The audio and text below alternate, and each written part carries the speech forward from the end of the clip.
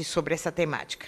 É com muita alegria que iniciamos mais essa fundamental palestra promovida pela Frente Parlamentar em defesa da escola pública e em respeito ao profissional da educação. O tema Escola, Proteção Integral, Enfrentamento à Violência Sexual de Crianças e Adolescentes, que abordaremos logo na sequência. Nosso palestrante, a quem agradeço, né, professor Dr. Benedito Rodrigues dos Santos, uma das maiores referências no tema do direito das crianças e adolescentes em nosso país. A nossa palestra promoverá a discussão do tema dos direitos da criança e do adolescente, o papel da educação dos profissionais da educação no sistema de garantia de direitos, entre outras dimensões. Para tanto, penso que é importante apresentar estudos e inovações sobre estratégias de proteção e defesa de nossas crianças e adolescentes, sobre as responsabilidades da escola e de outras instituições no enfrentamento das diversas violações contra crianças e adolescentes em nosso país.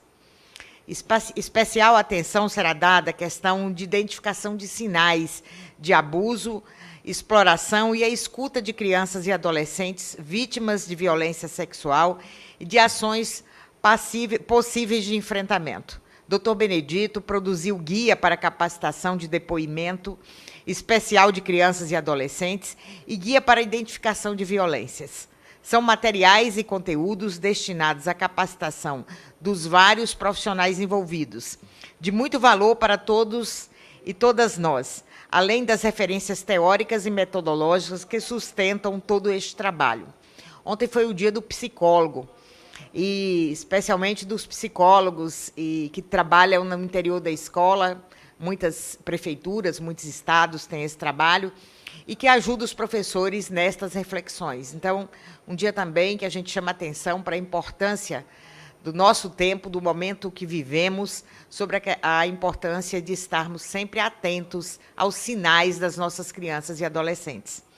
Dr. Benedito Santos é doutor em antropologia pela Universidade da Califórnia, Berkeley, com pós-doutorado pelas universidades Johns Hopkins e da Califórnia. Foi professor e pesquisador da PUC de Goiás e na Católica de Brasília.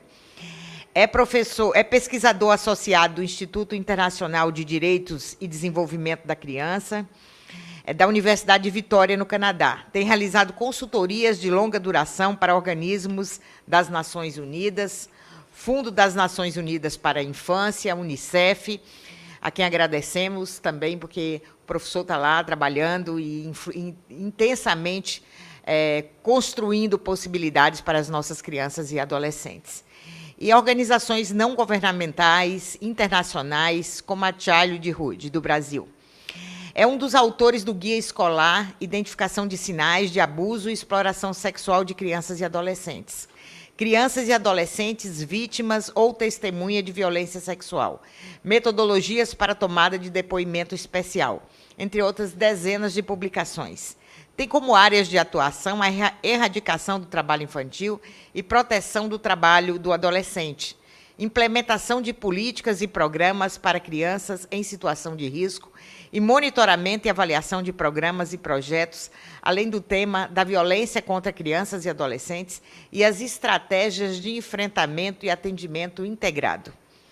Penso que nosso palestrante oferecerá informações e conteúdos fundamentais para ações concretas, inclusive na escola, mas também oferecerá insumos para a consolidação de uma política pública do Estado brasileiro para a proteção e defesa dos direitos de crianças e adolescentes, que deve ser prioridade e, portanto, demanda uma série de reflexões teóricas, conceituais e metodológicas. Queria, então, passar nesse momento a palavra ao Dr. Benedito Santos, agradecendo mais uma vez a sua presença, que certamente trará importantes contribuições para o Parlamento e para aqueles e aquelas que nos acompanham pela TV Câmara e que, nesta manhã, pode se apropriar de ferramentas, de instrumentos, de pesquisas que o Dr. Benedito trará com muita competência para o nosso público. Fique à vontade, Dr. Benedito. Bom dia a todos, todas.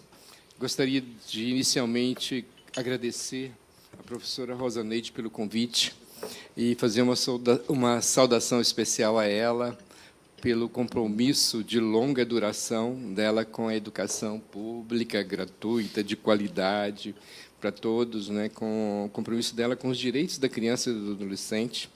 E queria fazer também uma saudação à deputada, ao Alisson Araújo, né, seu assessor, agradecê-lo pelo convite também e dizer que o Alisson é uma pessoa muito comprometida, a gente já trabalhou juntos, né, em outra oportunidade do Ministério de Direitos Humanos, uma saudação tão especial a ele. Hoje o nosso tema vai ser interessante porque eu reputo como sendo a maior novidade na área do enfrentamento da violência sexual contra crianças e adolescentes, o que está prescrito na Lei 13.431, que a gente está chamando de Lei da Escuta Protegida, que foi um projeto de autoria da deputada Maria do Rosário e foi relatado aqui nesta casa pela deputada Laura Carneiro, né, e no Senado teve a participação da senadora Lídice da Mata, né, então são pessoas importantes nessa matéria. E, por incrível que pareça, também a gente vai tratar de um tema que é peculiar, porque, na verdade, o que a gente esteve descobrindo um pouco mais tarde é que as crianças vítimas de violência, no seu contato com o sistema de garantias de direito, terminam sendo revitimizadas pela forma que o sistema é muito setorializado e como é que ele está organizado, termina revitimizando as crianças e adolescentes. Para a gente ter uma ideia, uma criança vítima de violência sexual hoje fala, em média, de 8 a 10 vezes sobre o fato ocorrido. Ela começa revelando na escola, depois ela fala no conselho tutelar, depois ela vai na delegacia, ela fala de novo na delegacia, depois ela vai na unidade de saúde e ela fala outra vez sobre o fato ocorrido, e depois aí vai para o conselho tutelar, Ministério Público e na Justiça. Então, acho que uma das grandes finalidades da Lei 13.431 é justamente evitar a revitimização, né, de crianças e adolescentes. Então, o meu foco hoje vai ser nesse arranjo do sistema de garantias, e aqui a gente está entendendo a escola como parte do sistema de garantias, né, e um ente mobilizador importante, como é que o sistema pode se reordenar para não revitimizar a criança já vítima, né? E, logicamente, a prevenção é parte dela. Certo? Então, eu queria pedir licença para ficar de pé aqui, para ir passando aqui uma apresentação. Queria também mostrar aqui às pessoas que nos acompanham essa revista, não é, que é uma revista do Unicef sobre sobre os direitos da criança e do adolescente e o espaço escolar. Então, pedindo permissão para ficar aqui de pé, eu gostaria de apresentar aqui esse material. Eu tenho trabalhado muito com a Childhood Brasil, que é essa ONG da Rainha Silvia da Suécia, que tem o braço brasileiro aqui em São Paulo, e é uma ONG dedicada ao enfrentamento da violência sexual contra crianças e adolescentes. Então, eles têm um portal, e é importante que todo mundo que queira saber mais informações entre no portal da Childhood Brasil. Então, começando aqui, eu queria dizer o seguinte: a gente tinha muito os tipos criminais descritos nas leis, mas a gente não tinha ainda uma definição de violência. O que é a violência sexual? A Lei 13.431, ela começa pela definição de violências. Define várias formas de violência, mas, entre elas, a violência sexual, né, entendida como qualquer conduta que constranja a criança ou adolescente a praticar ou presenciar a violação, conjunção carnal e outro ato libidinoso. É interessante também que a lei faz a distinção entre o abuso sexual, que é o abuso que é este perpetrado mais no âmbito da família e das relações das relações sociais da criança, que pode ser também educadores, médicos, etc. Ela difere o abuso da exploração sexual. Próximo, a exploração sexual comercial é mais entendida como aquela que envolve remuneração, troca de favores, que antigamente a gente chamava de prostituição infantil. Hoje a gente não fala mais prostituição infantil, a gente fala exploração sexual, crianças em situação de exploração sexual. Próximo. E tem também as crianças que são traficadas, não é, são traficadas para fins de favores ou mesmo escravidão, né, prestação de serviços sexuais. O tráfico interno do Brasil é grande, mas também o tráfico para o exterior é muito grande, né, principalmente de adolescentes. Próximo. Obrigado. E a lei também estabelece o conceito de revitimização. O que é a revitimização? Esse discurso ou prática das instituições que submete criança e adolescente a procedimentos desnecessários, repetitivos, que leva as vítimas, o testemunho, a reviver a situação da violência, e outras situações que geram sofrimento e estigmatização.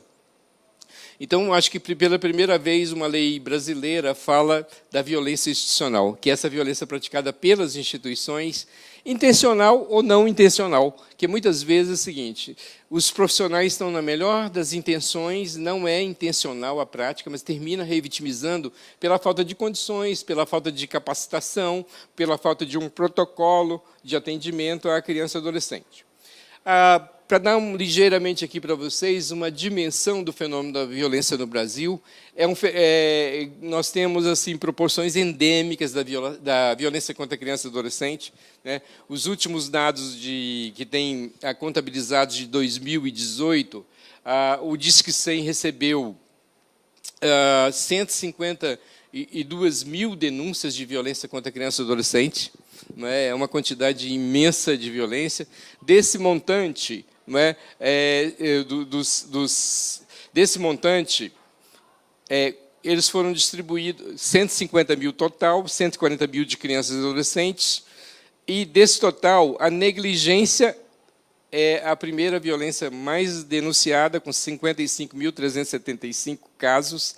A violência psicológica, e aí imagino que aqui, falando com educadores, falando com todo mundo, que a violência psicológica é aquela violência que ela é menos visível, de todas, e ela afeta a criança no dia a dia, na escola e tudo, o comportamento da criança na escola. A violência física é outra violência que é muito grave. Nós temos 30.962 casos, nós tivemos no ano passado, de 2018, e depois vem a violência sexual com 17.073 casos, os quais alcançam 92%. Quer dizer, se a gente olha duas bases de dados sobre violência, duas bases de dados mais, vamos dizer, mais seguras no Brasil hoje, a gente observa que, somadas juntas, essas 4 violências totalizam 92% das violações contra a criança e adolescente. Então, essas duas, no Disque 100, 94,3%, e no Viva, 93,7%. Se as pessoas que nos acompanham sabem o que é a base de dados vivas e a diferença entre denúncia e notificação, é muito importante lembrar que todo profissional da rede de educação tem o dever de notificar as autoridades casos de ameaças ou ocorrências de violência contra a criança e adolescente. É um dever legal, que está no Estatuto, e nós temos 2 canais de denúncia ou notificação. O primeiro canal de denúncia é o Disque 100, basta ligar o Disque 100, é uma ligação que o profissional pode fazer anônima, e o sistema Viva, que é o sistema de SUS. Uma é denúncia, que chega pelas autoridades, e a outra é notificação de casos realmente atendidos. Então, o SUS trata de casos realmente atendidos. E aí aqui a gente tem uma comparação de quais são as violências mais denunciadas em um e outro sistema. O sistema Viva, o primeiro lugar é negligência, e já no sistema do Disque 100, e no Viva, violência física. O segundo lugar, violência psicológica no Disque 100 e negligência. O terceiro lugar, a violência sexual. Terceiro lugar, violência física no Disque 100 e sexual no Viva. E quarto lugar, sexual no Disque 100 e psicológica no VIPA. Então, quero dizer para vocês o seguinte, que a violência sexual ela é praticada num conjunto, e, geralmente, eu gostaria de chamar a atenção que um tipo de violência sempre ocorre combinado com outro, quase sempre. Né? As pessoas dizem assim, a violência sexual é uma violência mais... a violência sexual é a violência que as pessoas usam mais a sedução do que a violência física. Mas não, na verdade é o seguinte, uma primeira fase da violência sexual se baseia muito na sedução e tudo, mas para comprar ou para garantir o silêncio do pacto do silêncio da criança para ela não denunciar, muito dos autores terminam recorrendo à violência física, inclusive, ou ameaças e tudo mais. Então, é muito importante que eu tenho recebido um clipping de recorte de jornais da Childhood Brasil, que eu leio quase toda manhã, e é uma preocupação que estampa, porque a violência está acontecendo em todos os lugares, e o espaço da escola é muito importante. E a gente observando pessoas abusando de crianças, sei lá, de 8 meses, não é? Ou de adolescentes, você pensa, meu Deus, alguma coisa está errada nesse ponto de vista do que é a sexualidade humana, de como que as pessoas se manifestam, não é? Da importância de se rever todo o nosso comportamento em relação à sexualidade. Não é? Mais uma vez, a gente sempre repete para uma criança vítima de violência, olha, a culpa não é sua, certo? A gente tem que dizer que são os adultos que são responsáveis por isso. Então, é uma coisa muito séria, que eu acredito que é o adulto que deve saber onde botar o desejo dele, e não uma criança, não é, que está descobrindo e está buscando conhecer mais sobre a vida, sobre a sexualidade, sobre os seus direitos. Bom, eu queria dizer para vocês que a Lei 13.431, ela estabelece uma série de direitos da criança vítima de violência. A criança é considerada sujeito de direitos, eu vou passar sobre algumas aqui, o direito de receber proteção integral, o direito de ter seus melhores interesses avaliados, e de receber prioridade absoluta. São alguns direitos que foram estabelecidos na Lei 13.431 e no Decreto 9.603, que regulamenta a lei. Nós temos um decreto também do governo federal. Então, é muito importante. É importante aqui, a criança e o adolescente tem preferência em receber proteção. Não é? A criança tem o direito à intervenção precoce e mínima, de ser protegido contra todas as formas de discriminação. Próximo, obrigado. Receber o tratamento digno e abrangente, o respeito à proteção e à dignidade individual, proteção da intimidade e das condições pessoais quando vítima ou testemunha, não é? Ser resguardado e protegido de sofrimento durante a tramitação do processo jurídico. Né? Por incrível que pareça, é o seguinte, esse foi um dos últimos direitos assegurados à criança e adolescente. Porque, como a gente não se aproxima muito do mundo jurídico, a gente pensa que a justiça está protegendo bem as crianças. Mas, de repente, as Nações Unidas estabelecem um direito novo, que é o direito de ser protegido no contato dela com o sistema de justiça. E reconhecendo que o sistema de justiça tem um papel muito importante de proteger, mas também revitimiza. Revitimiza a criança no número de vezes que pergunta sobre o fato ocorrido, atribuindo às crianças o ônus de produzir a prova. Não é? Então, a gente precisa também pensar no sistema de justiça como parte do sistema de garantias de direitos da criança e adolescente, que deve ter uma conexão também com a escola, com todas as outras políticas setoriais. Então, aí, o direito de ser protegido do sofrimento, como eu disse, receber assistência qualificada, ser ouvido, né, e expressar, assim, as suas opiniões, o direito de ter a confidencialidade. Por exemplo, a gente pergunta, muitas vezes a criança chega para fazer um boletim de ocorrência, e o caso dela é exposta ali para todo o ambiente da própria polícia. Não é? Então, a gente precisa proteger a criança, protegê-la de exposição pública. Né? a criança tem o direito à convivência familiar comunitária.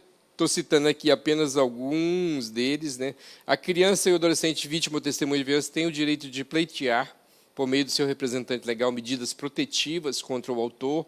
Próximo. Obrigado.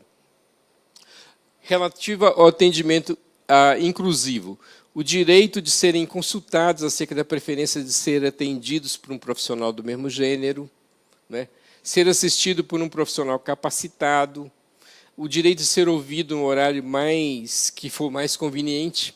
Muitas vezes a própria justiça chama a criança para fazer os depoimentos dela no horário que ela está cansada, final de tarde, com fome, irrequieta, né? Os piores horários para uma criança no final da tarde, né? E normalmente são os horários que a justiça termina chamando a criança. Próximo. E aí vem uma série de dados sobre como que a criança presta uma declaração, né? Como você escuta uma criança vítima de violência. Então, a gente vai um pouco falar sobre isso. Mas, relembrando aqui, remarcando aqui a nossa influxo de migrantes, né, venezuelanos e de outros países, é importante que a gente demonstre uma acolhida, né, falando também com essas crianças numa língua que elas conseguem compreender, né, e tudo. Então, o decreto foi muito sensível ao dizer que se é brasileiro ou que fala outros idiomas tem o direito de ser consultado qual o idioma que prefere falar. Próximo. Bom, quais são as finalidades de uma intervenção, que aí entra também a escola, não é? Próximo, aqui. Bom, em geral, prevenir, né, eu vou passar mais rapidamente aqui, a prevenção chamada primária, que é evitar que a violência ocorra, né, e aí a gente vai detalhar um pouco mais. A escola tem um papel fundamental na prevenção. É só lembrar que nós temos mais de 50 milhões de crianças e adolescentes no espaço escolar. Esse espaço escolar ele reúne uma comunidade escolar muito mais ampla, né? Então, o nosso potencial de prevenção na escola, a prevenção da violência, é muito forte e muito grande. E coisas muito simples podem ajudar a prevenir. Eu vou voltar nesse tema daqui a pouco. Bom, então, acho que aqui a novidade que a lei diz é o seguinte: a lei diz que nós todos temos que nos reunir e coordenar as nossas ações, que não vai ter prevenção da revitimização se os atores municipais, os serviços não se coordenarem, não é? Junto também com o sistema de saúde, com o sistema de segurança e justiça.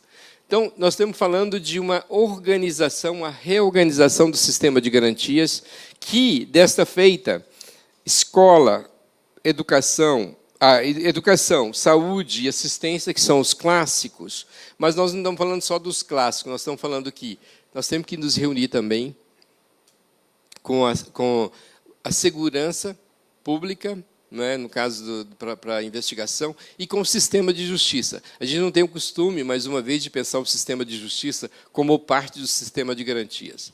Mas, hoje, se a gente tiver uma olhada sistêmica, a escola pode fazer o papel dela individual e tem a sua competência. Mas ela também precisa atuar no conjunto do sistema de garantias de direitos para fazer juntos uma prevenção mais ampla e um atendimento menos revitimizante. Então, um dos aspectos muito importantes da Lei 13.431 é justamente determinar que os atores do sistema de garantia se coordenem para atender as crianças vítimas de violência. Próximo. Aí tem uma série de princípios, mas que vocês podem, né, os nossos ouvintes e participantes podem acompanhar no decreto ou na lei. Eu vou passar por eles mais rapidamente, não é? Aqui estão as diretrizes. Próximo. Agora, tem uma questão aqui que é interessante. A lei diz para o sistema de garantias. Olha, a questão da violência sexual contra criança e adolescente é prioridade. Senhores juízes, senhores médicos, senhores professores, os casos de violência contra criança e adolescente têm que adquirir prioridade absoluta. É urgência, urgentíssima, então já tem aqui um critério, né? Esse próximo aí, Alisson, obrigado.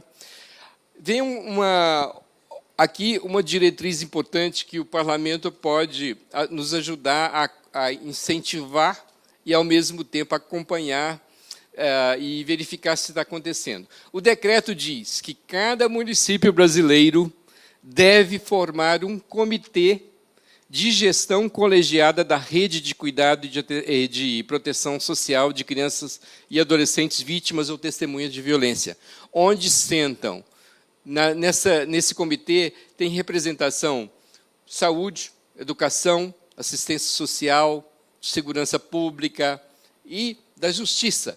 Então, olha aqui, a lei deu um prazo de 120 dias, que já foi expirado, que é o decreto, a partir de dezembro. Então, o que nós podemos, os parlamentares, os educadores, que eles podem cobrar do seu município? Já instalou esse comitê? Nós já temos um comitê de coordenação? E a lei vai dizer um pouquinho mais o decreto. Vai dizer, além dessa lei, além desse comitê, ou o que esse comitê deve fazer? Esse comitê deve fazer imediatamente, né? Próximo aqui, ele deve estabelecer um fluxo de atendimento que não seja revitimizante, né? Então, ele tem que desenhar um novo fluxo de atenção em cada município deve ter. E nós estamos agora, nesse momento, nessa empreitada nacional de apoiar os municípios na constituição desse fluxo. Quais são os caminhos que a criança deve percorrer para, quando abusadas, para não revitimizar? Né? E aí o nosso diagnóstico é muito triste, infelizmente. Né? A criança chega muitas vezes na escola, ela revela sempre, muitas vezes, para uma professora. Aí nós temos padrões distintos de revelação. Por exemplo, a criança mais pequena, a mais pequena aqui, no caso, eu estou falando mais espanhol aqui, menor, né? A criança menor, ela revela muito dentro de casa, e o problema é que a revelação acontece em momentos de conflito familiar, né? Acontece em momentos complicados da família. Mas a criança revela mais no espaço da família. Já o adolescente, ele revela mais para uma amiga ou colega da escola, e chega na escola. Aí você tem algumas questões aqui de desafio para a escola, e o decreto diz que cada um dos serviços, a educação, a saúde, a assistência, vai estabelecer procedimentos de como você acolhe, recebe uma revelação. Né? Então, aqui nós temos mais uma tarefa para a educação, que é mais uma tarefa para a educação, que é que as pastas de educação, secretarias, devem estabelecer procedimentos muito claros para essa escuta dessa criança que ela revela, na hora que ela revela. Nós temos padrões distintos aqui. Sou professor, né, da universidade, e eu tive uma aluna, pedi uma aluna para estudar revelações no âmbito escolar aqui no Distrito Federal. E algumas curiosidades dessa publicação dela, desse estudo dela, é que nós tivemos, sim, por parte de professores, muita sensibilidade em relação ao tema. Isso não teve dúvida. Todos os casos que ela analisou tinha muita sensibilidade dos profissionais. Agora, alguns casos tinham posturas acertadas e outras não tão acertadas, não é? Em que pese a sensibilidade estava lá. Nós tivemos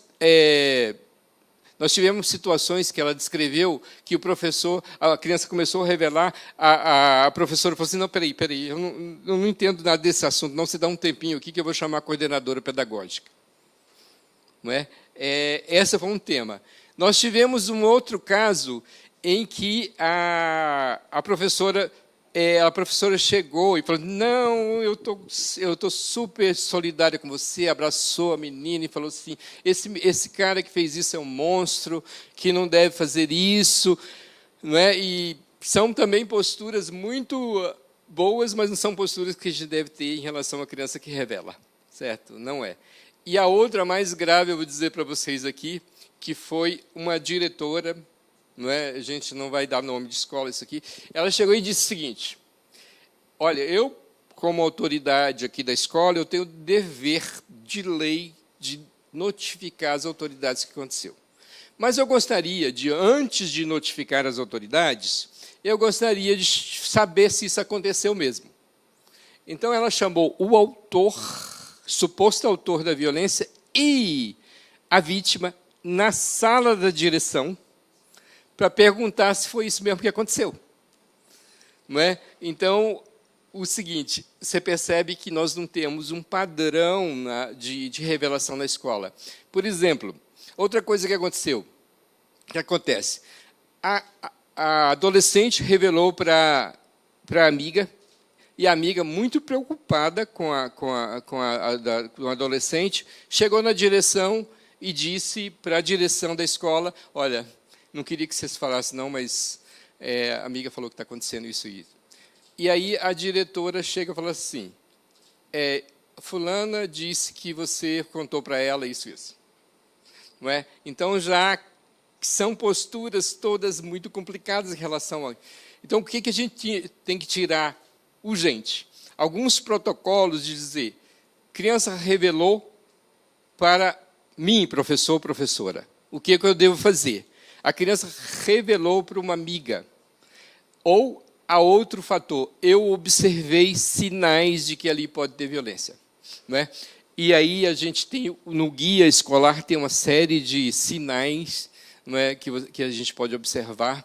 A gente já observou comportamentos de crianças assim que são um pouco diferentes, que você vai descobrir que tem situações de abuso por trás. E aí, quando você tem uma situação que você identifica, você também tem que ter uma outra posição.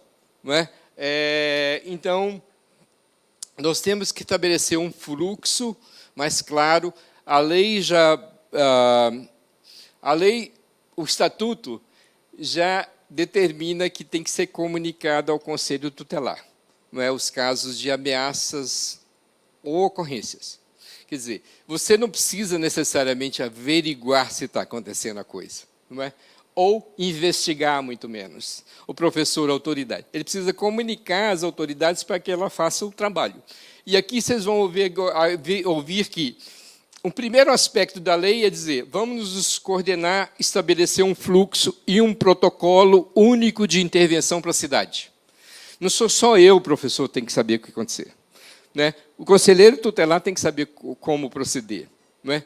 Há casos dos conselhos tutelares assim: a escola comunica o conselho tutelar e pede o conselho tutelar. O conselho tutelar, muitas vezes, também não muito preparado, chega na casa e diz: olha, recebi uma denúncia da escola. Não é? A diretora me chamou e disse que aqui tem bate na porta e pergunta, e diz que veio aqui averiguar um caso de violência. Então, nós temos assim, um despreparo no atendimento dos casos de violências completamente generalizado, né? Um despreparo generalizado e a revitimização. Então, coisas importantes da lei. Vamos nos organizar, vamos criar aqui neste município um comitê, vamos estabelecer um fluxo de quem escuta a criança, quem não deve escutar, quem deve escutar a criança sobre o quê, e um protocolo geral de intervenção. Conselho tutelar: quando você for averiguar um caso de violência, proceda assim. Escola: quando você receber uma revelação, acolha dessa forma. Quando você escutar um rumor ou uma amiga de uma das adolescentes chega aqui para dizer que está acontecendo isso com isso, o meu procedimento vai ser dessa maneira. E quando nos quadros, quando eu observar que ali pode ter alguma coisa estranha, como é que eu devo proceder? Então, acho que a gente tem que dar uma padronizada nisso no Brasil. Tem que, como a gente faz com o protocolo da saúde, a gente tem que protocolizar essas ações para se tornarem, porque nós temos uma rotatividade muito grande de professores, de profissionais. Então, se a gente não tiver protocolos escritos e aprovados, com essa rotatividade de profissionais, a gente nunca vai conseguir criar alguns padrões, né? Aí o comportamento, a atitude do profissional vai ficar sempre dependendo da sensibilidade. E nós temos duas coisas em relação à sensibilidade. Muito importante a sensibilidade dos profissionais, a coisa mais importante, mas não é suficiente. Não é? Além da sensibilidade, você tem que saber quais são os procedimentos mais adequados. Não é? Então, por isso que nós estamos aqui nessa questão. Então, o decreto prevê esses passos. O decreto já dá vamos dizer, alguns aspectos que devem constar nesse fluxo. Próximo.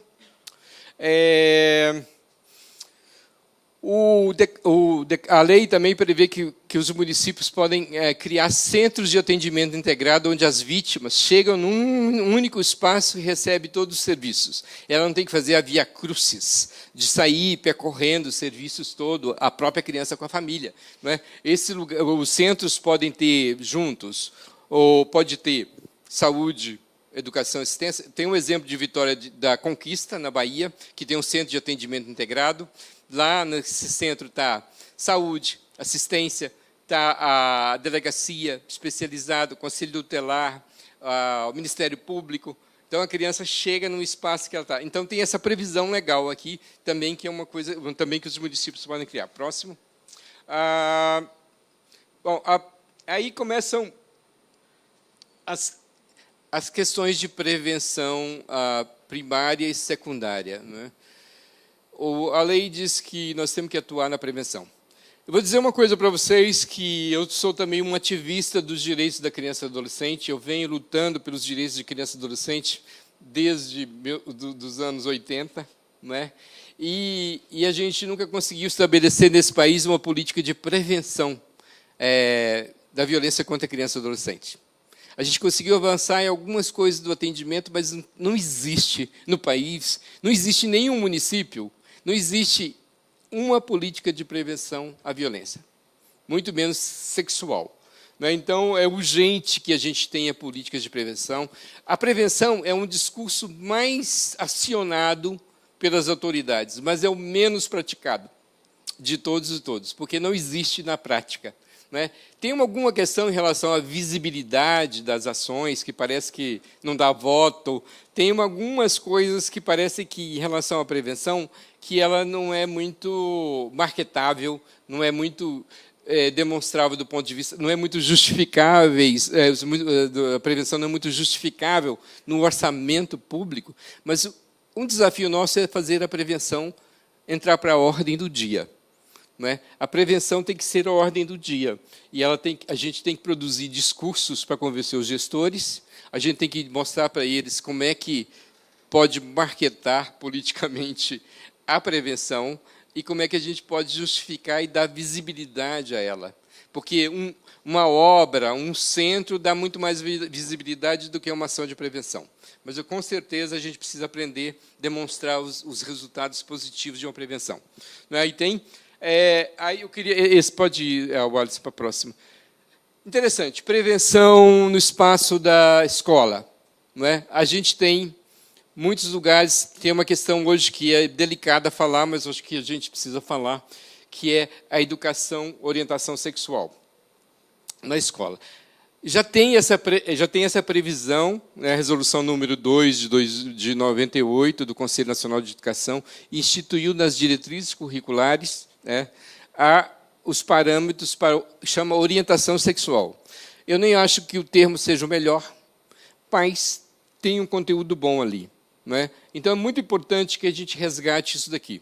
Infelizmente, e tem 4 aspectos interessantes, 4 eixos que deveriam ser praticados, implementados nas escolas em relação à orientação sexual. O primeiro é uma discussão sobre o desenvolvimento da sexualidade e da cultura. Está colocado aqui, isso é eixo das diretrizes curriculares, dos parâmetros. Corpo como fonte e matriz de sexualidade, nas suas dimensões erótica e reprodutiva, relações de gênero e composição da sexualidade e prevenção das DSTs. Está super demonstrado que os lugares que fazem boa política de prevenção na escola têm redução tem um impacto nos indicadores de violência. E, por incrível que pareça, eu fiz já o guia escolar, que vocês viram aqui, e a gente testou o guia na Prefeitura de Goiânia, e dizendo para as professoras, mesmo da educação infantil, que era possível fazer uma prevenção com crianças muito pequenas. E aí a gente tem com crianças muito pequenas sobre ensinar as partes do corpo, o que é eu poderia projetar em outro momento aqui, tem até uns vídeos sobre as partes íntimas, o que é que dá para falar com a criança. Olha, o toque bom, o toque ruim, certo? Olha, esse toque não é bom, esse toque é ruim. Então, para as crianças, tem jeito muito de educar a criança e tudo. A escola pode cumprir um papel fundamental nessas questões. E agora, o seguinte, nós nunca tivemos a discussão da orientação sexual. Agora nós estamos no outro patamar agora dessa discussão, mas ela sempre ficou embaralhada numa discussão entre ser um tema específico de uma aula ou ser um tema estruturante no currículo, e a gente nunca saiu disso, de modo que até hoje a gente tem experiências muito positivas de orientação sexual, mas, no geral, o depoimento das meninas do Distrito Federal que eu escutei, as meninas grávidas, gravidez de adolescentes, elas dizem o seguinte: a gente não tem onde buscar informação. Porque, professor, ela falava para mim, professor, sabe o que eu vejo alguma coisa em relação à educação sexual? Eles mostram muito na aula de biologia, mas eles mostram aquelas coisas mais feias que tem, de órgãos genitais deformados, de enfermidade. Então, é um problema sério, porque a gente não tem lugar que aprender. E a pesquisa que eu fiz diz o seguinte, que as crianças ainda aprendem, o lugar que elas mais aprendem sobre educação para a saúde sexual é na escola. E na família, quase nunca. Então, onde eles buscam? E na internet, agora. Qual é o problema de você ir buscar informação na internet? Você acha o que você quiser. Né? A gente não tem sites qualificados para dizer, crianças, busquem aqui no portal do MEC ou no tal portal uma informação qualificada. Aí, o que nós temos? Hoje, eles trocam muitas informações entre eles. Então, como não se fala sobre sexualidade dentro de casa, se fala com os coleguinhas, cada colega tem um repertório próprio, que ele forma do que ele ouviu, do que ele buscou na internet e do que ele conseguiu sintetizar.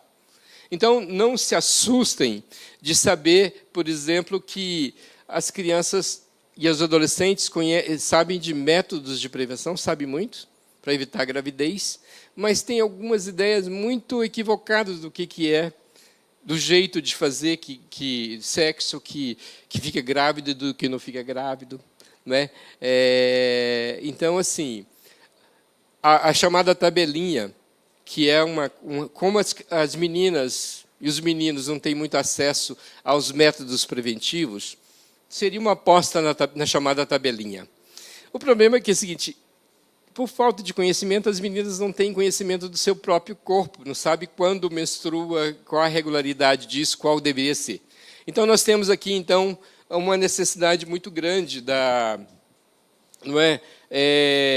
de prevenção. Então, eu gostaria de dizer que é muito importante que a gente tenha uma prevenção séria, além das aulas de biologia e tudo. As crianças terminam revelando muito durante as aulas de biologia e as palestras. Né? Então, é muito importante que isso aconteça. Próximo.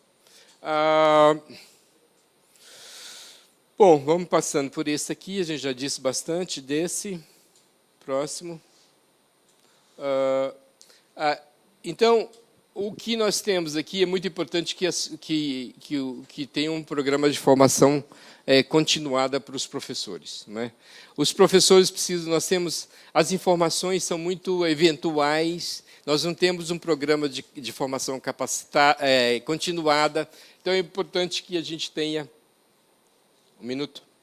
E aí depois... Então, aqui, a importância ter preparado. E um dos grandes problemas para abordar a questão da sexualidade é que as crianças e as famílias normalmente não sabem trabalhar sobre isso. A escola também não se sente preparada e os meios de comunicação e a mídia, você encontra de tudo. Na internet você não sabe mais como selecionar uma boa informação para utilizar. Então, nós não temos, por exemplo, sites que sejam aprovados de formação garantida, onde você possa orientar as pessoas a buscarem, os adolescentes, buscarem informações seguras. Agradecemos ao professor Benedito aqui pela palestra. Nós agora vamos passar a transmissão na TV Câmara do Jornal da TV e vamos continuar aqui com o professor Benedito através das nossas redes, da internet, na página da professora Rosaneide e também da TV. Pode continuar, professor.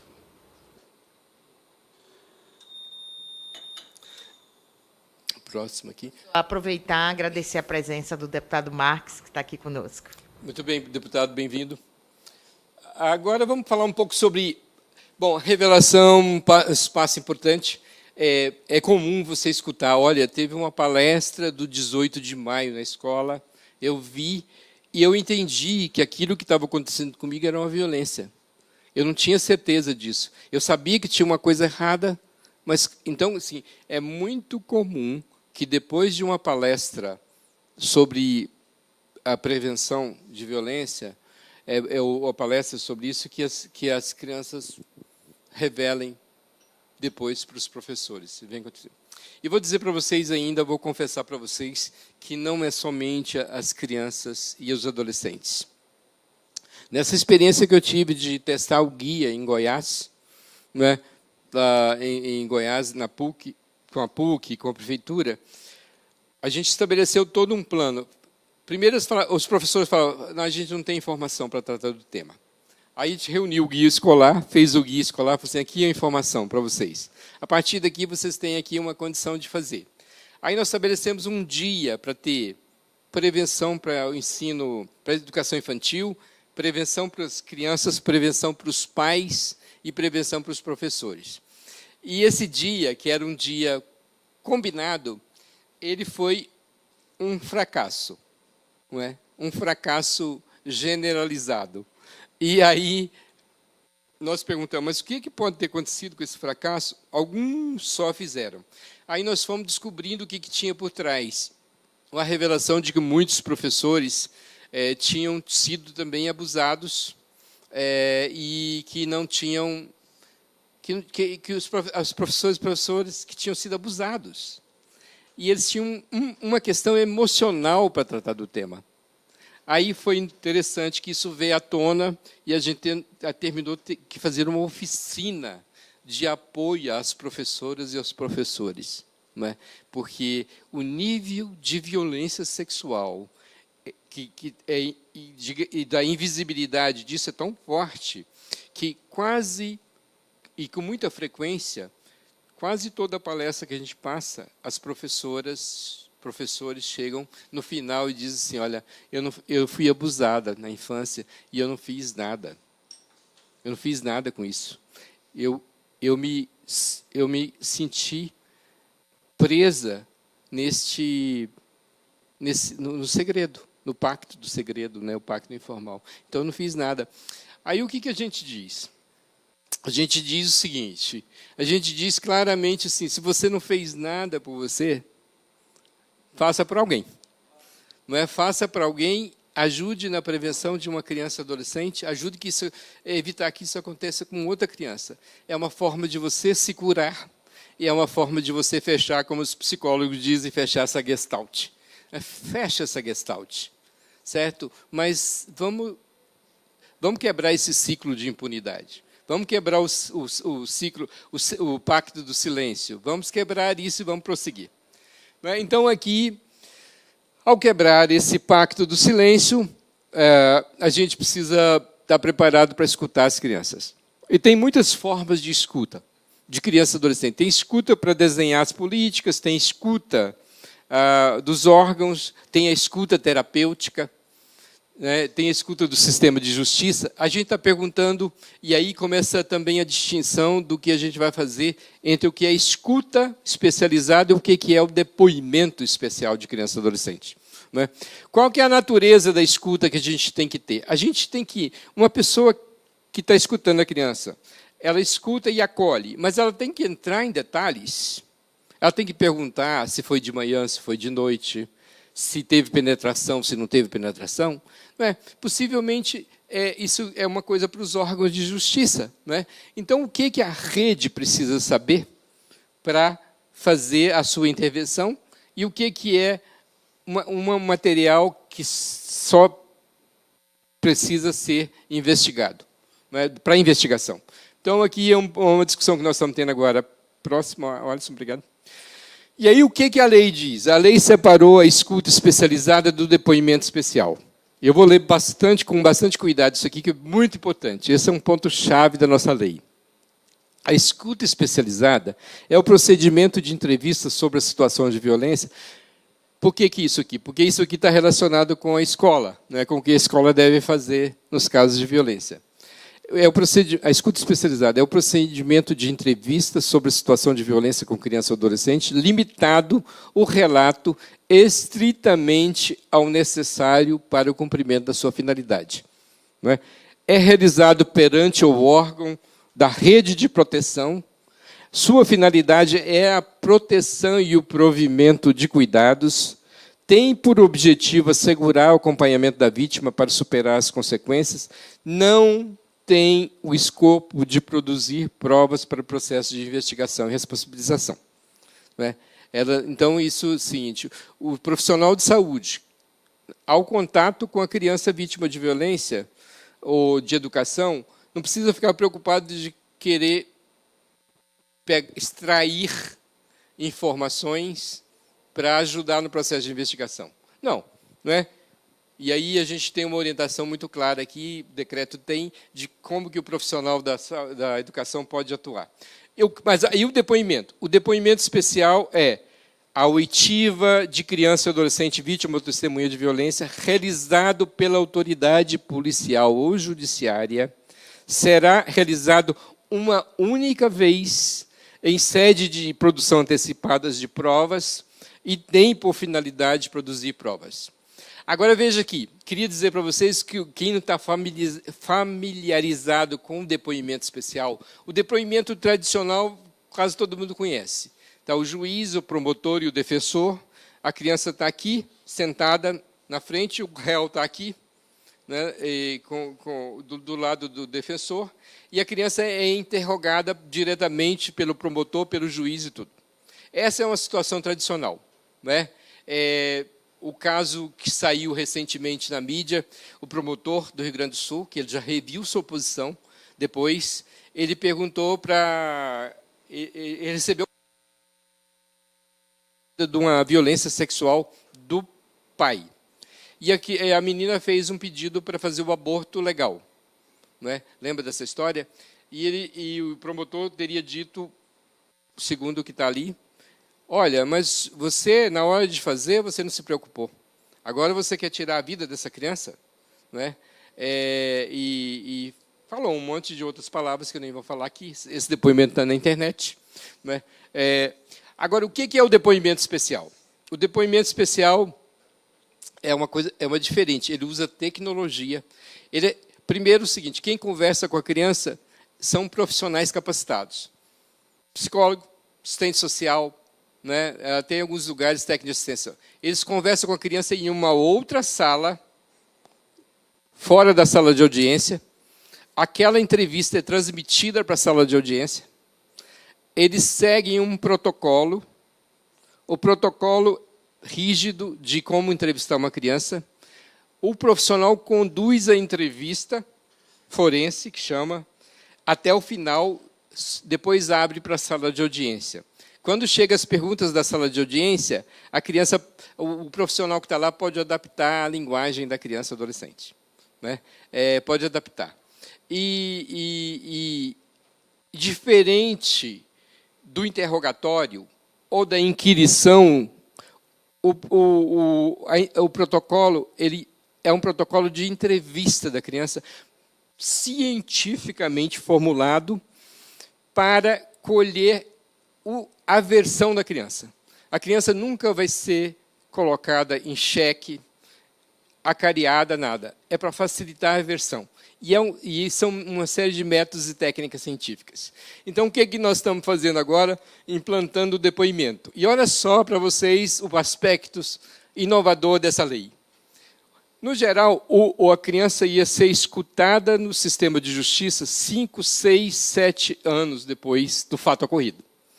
Então, para vocês verem, é um processo assim.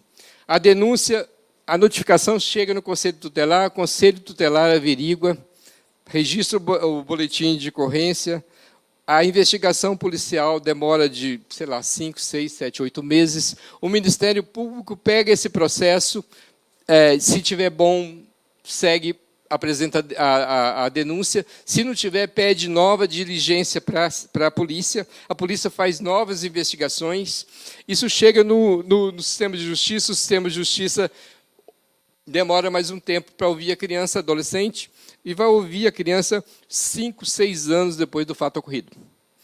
O que aconteceu com essa criança?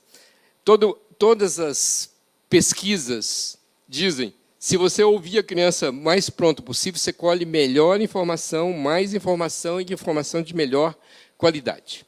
Uma criança que já contou essa história para todo mundo, a versão dela já foi contaminada.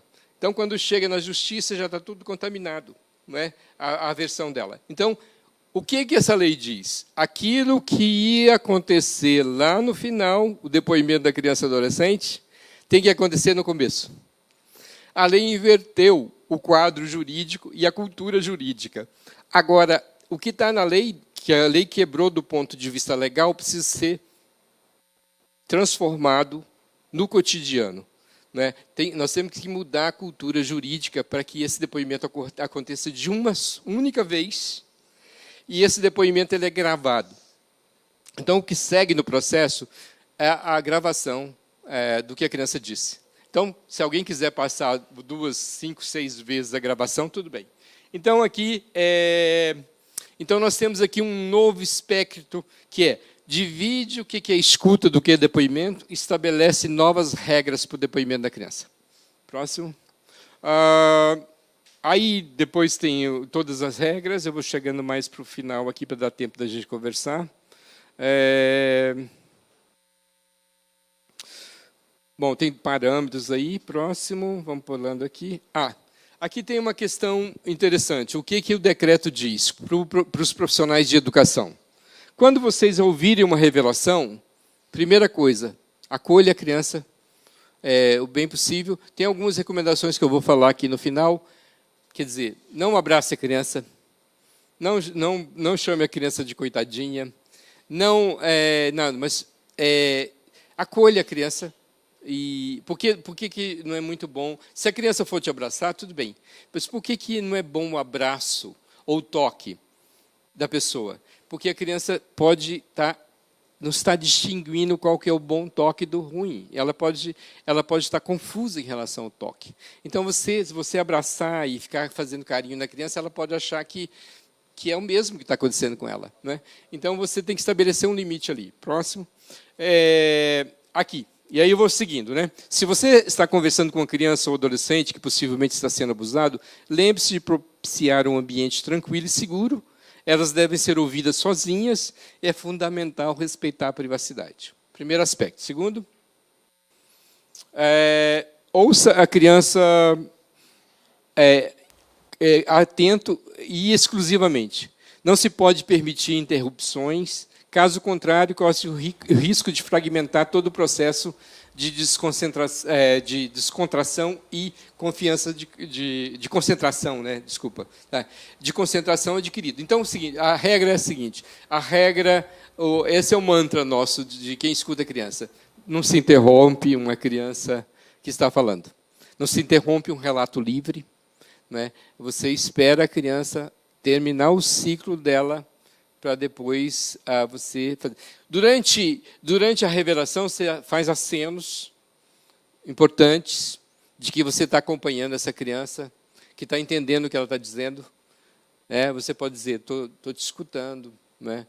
Pode ir sinalizando para ela relatar. Então, não faça perguntas sobre o detalhamento do ocorrido. Não é? O profissional não pode deixar que a sua ansiedade ou curiosidade o leve a indagar a criança e o adolescente, e deve permitir que a criança ou adolescente conte a história livremente. Então, muitas vezes, a gente fica muito ansioso, não é? E a gente nem sabe como se comportar. E aí a gente começa a fazer perguntas até de desespero, de não saber o que fazer. Não é?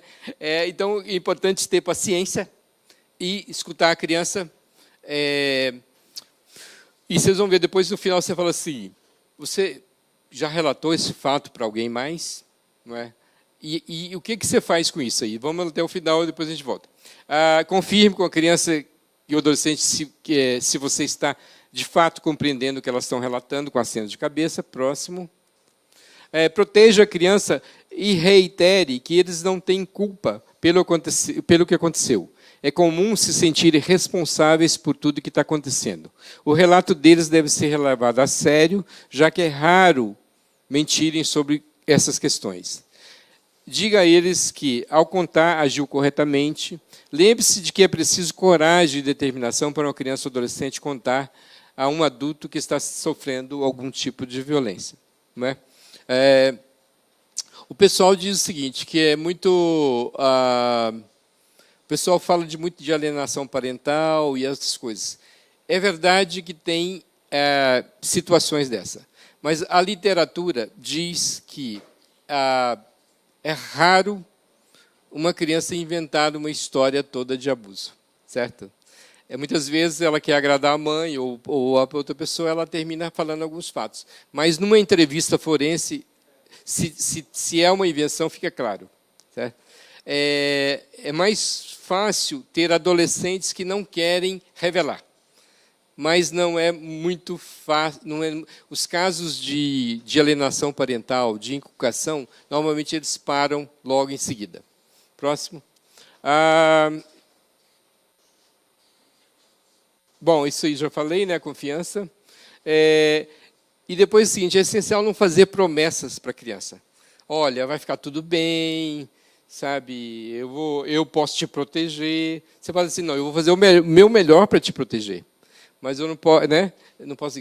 Mas eu queria dizer, e aí vem o próximo item, um pouco antes esse volta aí. Isso. É importante dizer o seguinte, olha, escuta, eu entendi que você disse, eu vou fazer possível para manter isso só entre nós.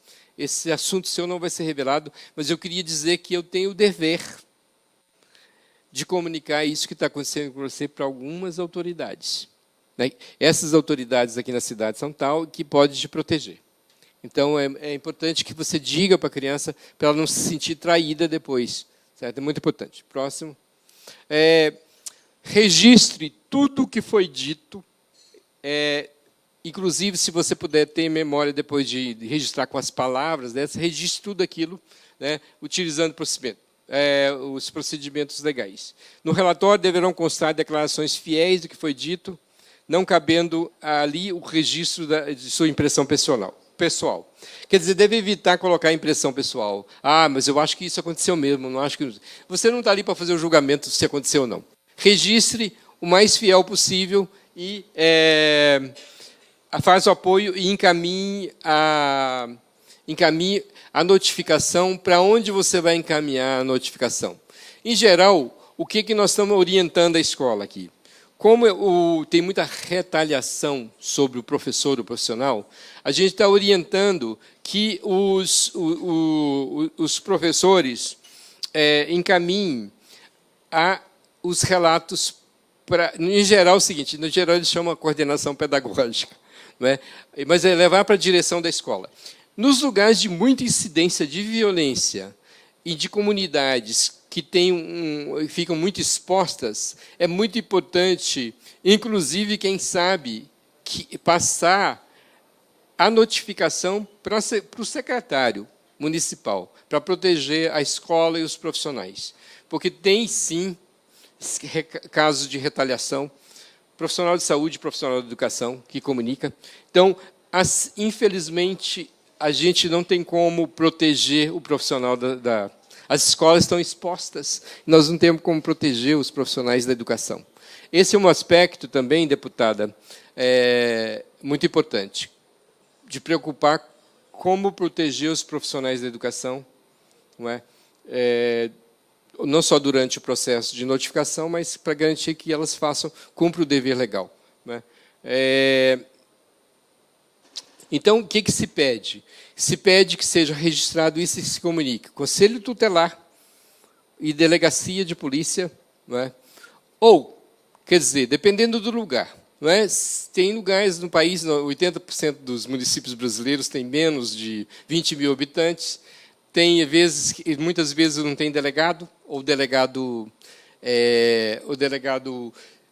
vai uma vez por semana, tem o Conselho Tutelar, então é importante que encaminhar a notificação para o Ministério Público. E o que o Ministério Público tem que fazer? Ele tem que pedir de imediato a antecipação de provas. Ele tem que requisitar à autoridade judicial a antecipação de provas. Aí tem um debate do que casos que a delegacia de polícia deve escutar e quais os casos não deve escutar.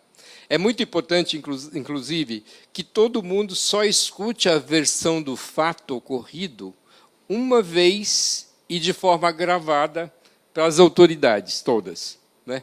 E vou dizer para vocês que é o seguinte, a pessoa fala assim, mas é meio complicado. É meio complicado, é difícil para a gente falar disso tudo, mas a forma que a gente está tentando facilitar com profissionais e tudo, é importante que a criança só fale uma vez.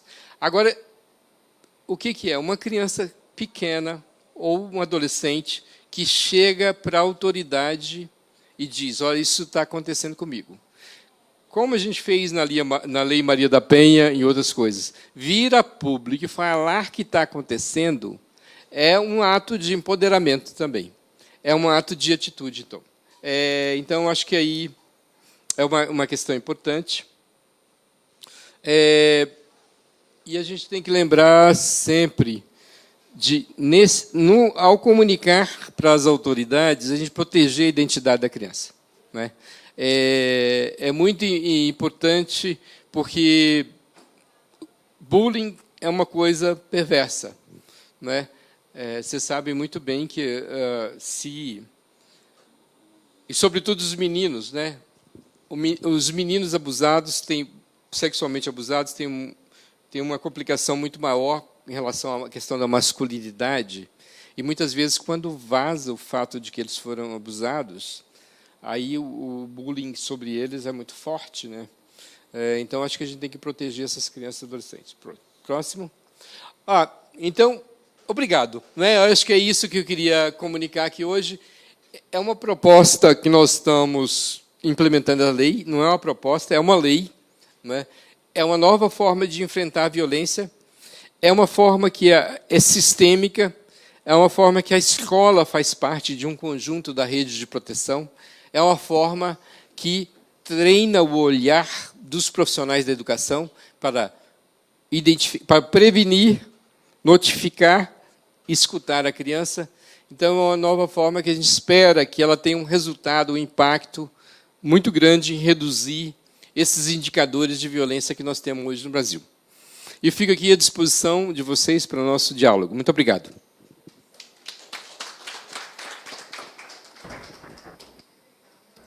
Agradecemos a grande contribuição do pesquisador, do professor Benedito, que esteve aqui conosco nesta primeira hora, e vamos abrir rapidamente, né, para Márcia Gilda, que está aqui, representando o Simpro, se ela quiser fazer alguma consideração sobre a fala do professor, sobre como ver também o papel do professor em nossas escolas, situação atual dos professores, nessa questão da escuta, da possibilidade de fazer a denúncia, que muitas vezes a gente está vendo o professor aí também, professor Benedito, vou lhe chamar sempre professor, acho que é mais agradável. Sempre a escola hoje temerária do que é o papel dela, do que ela pode, do que ela não pode, né? Apesar dela, muitas vezes, observar sinais, ela tem essa temerosidade, o que é que ela pode, o que é que ela não pode. Não sei se a Márcia gostaria de comentar alguma coisa a respeito. Acho que Tite dá... só apertar aí, sim.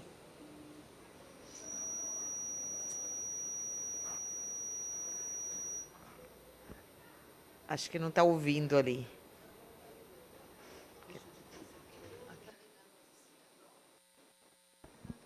Oi, bom dia.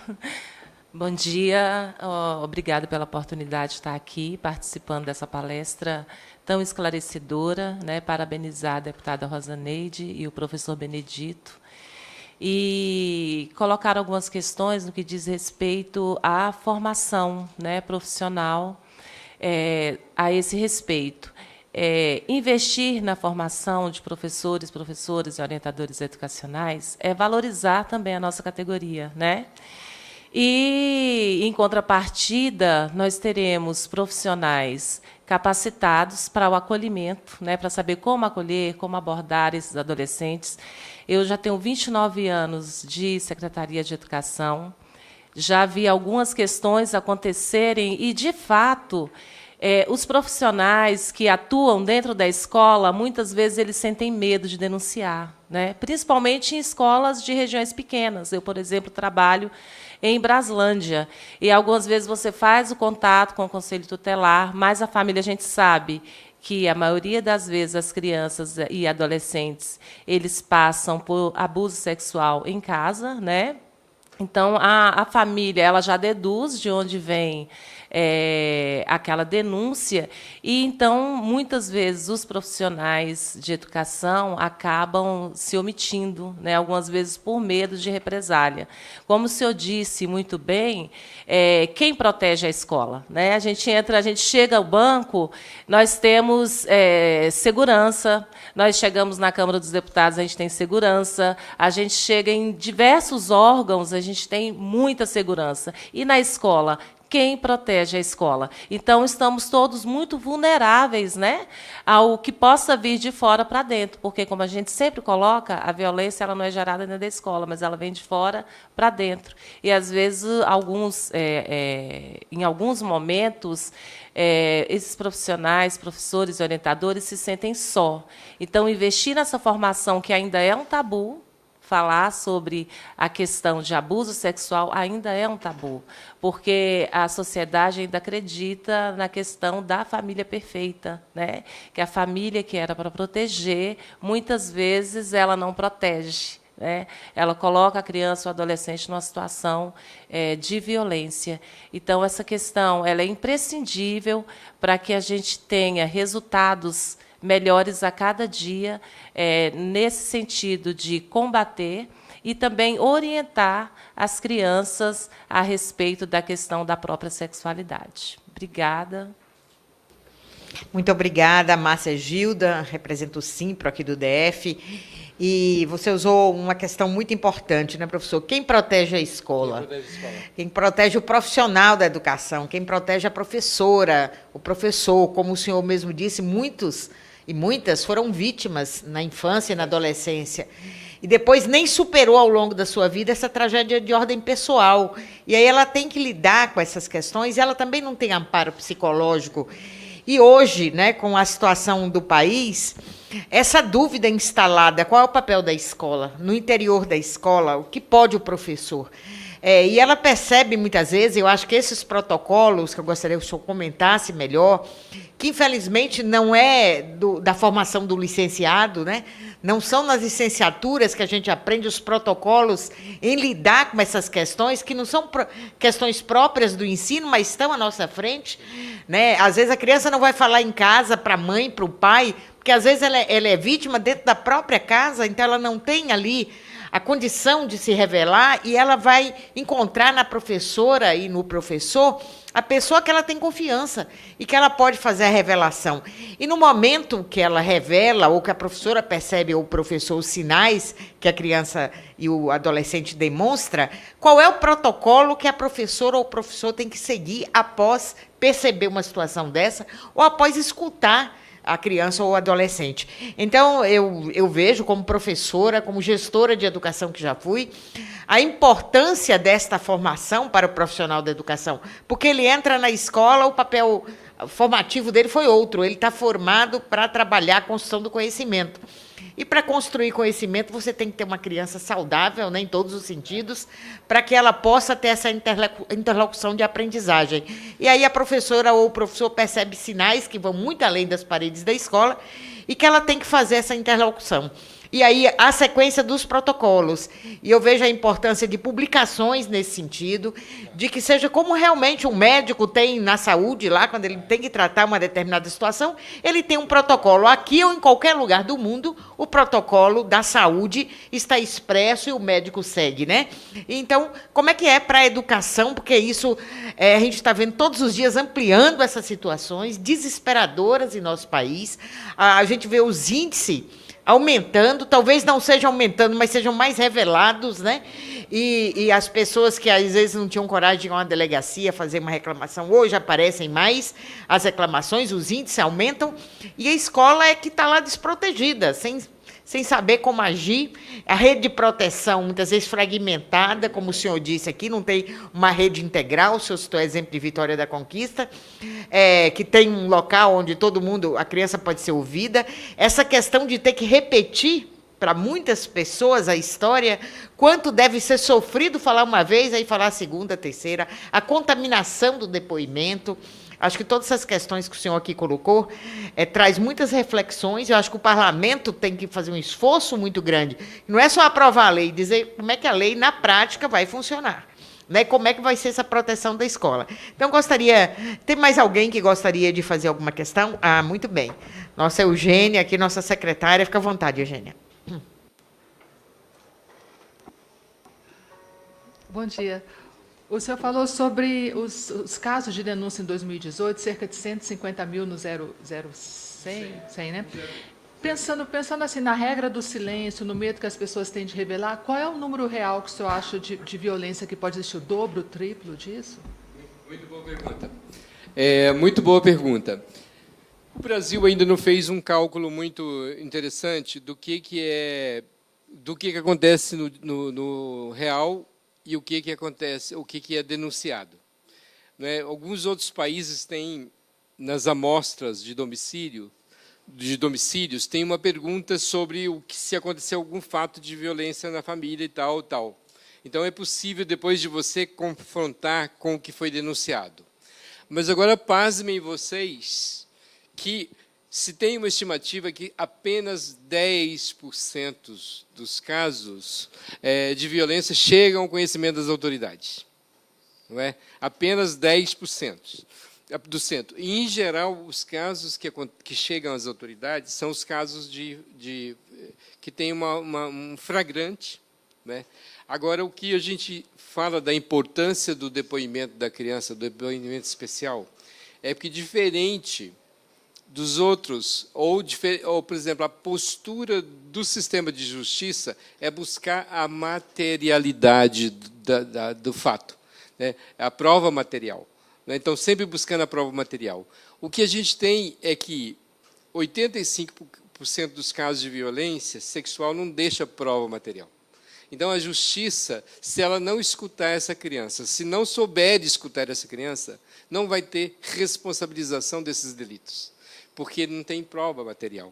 Então, a justiça que opera na busca da prova material, se ela não escutar a criança, não é, e acreditar na palavra da criança, nós não temos responsabilização dos crimes. Porque, normalmente, eles acontecem entre 4 paredes, não é? E se não forem pegos em flagrantes, você não sabe o que aconteceu. Por isso é importante. E aí, como diz todo mundo, é óbvio que o autor não vai confessar. Não é? Então, a importância da fala da criança, de a gente estimular que a criança conte o que aconteceu. E vou dizer para vocês o seguinte: aonde nós temos instalados o depoimento especial com a maneira acolhedora, respeitosa e protegida de escutar a criança, os índices de responsabilização têm subido de 4% a 6%, que é a média do Brasil. Pasmem vocês, cerca de 4% a 6% dos crimes sexuais são responsabilizados. Né?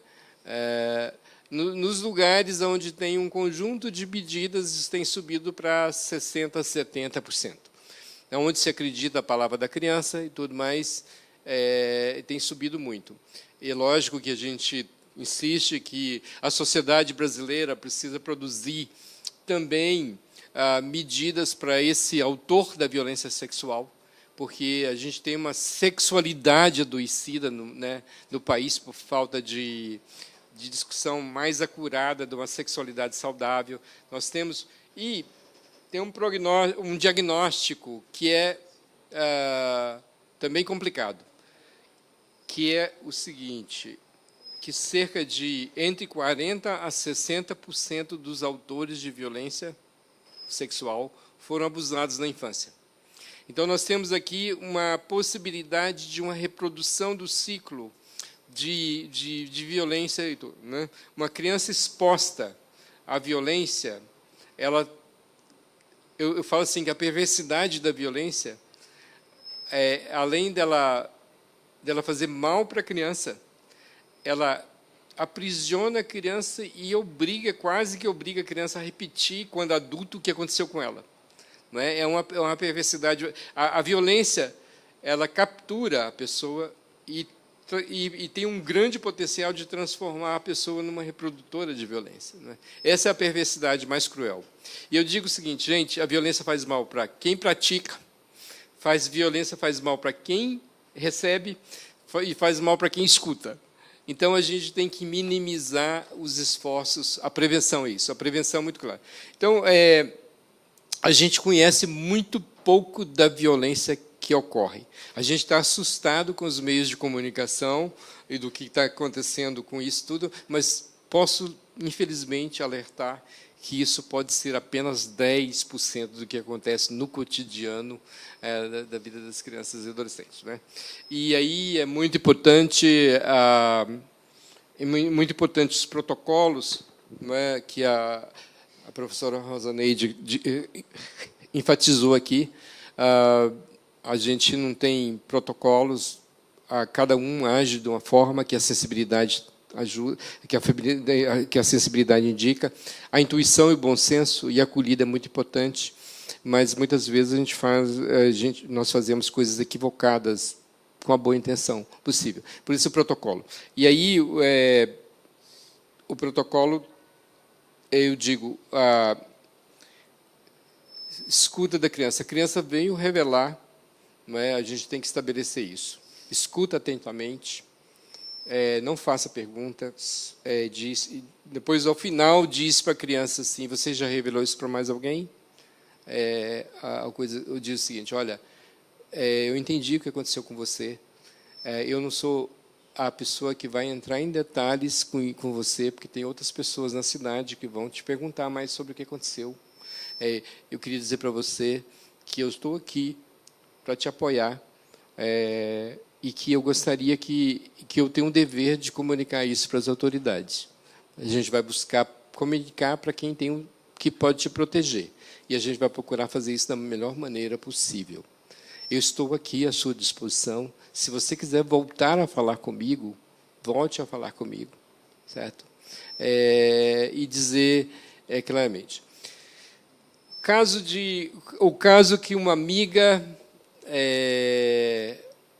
revelou para a direção que a amiga contou para ela. Por exemplo, uma aluna chega para a direção da escola e diz, escuta, a fulana está sendo abusada, ela me contou.